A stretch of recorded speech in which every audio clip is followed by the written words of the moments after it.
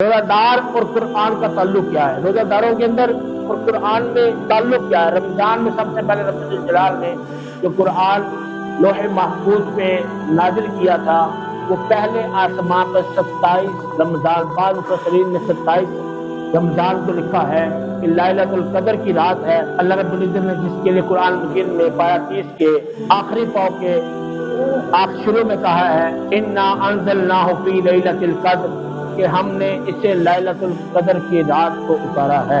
ये लैलतुल कदर की रात बहुत ही कमाल की रात है, इसकी वजह से हमें रमजान के रोजे मिले हैं। अब देखें, एक बंदा नफल पढ़ता है उसे नफल का सवाब मिलता है, एक सुन्नतें अदा करता है उसे सुन्नतों का सवाब मिल रहा है, एक फर्ज अदा कर रहा है उसे फर्जों का सवाब मिल रहा है।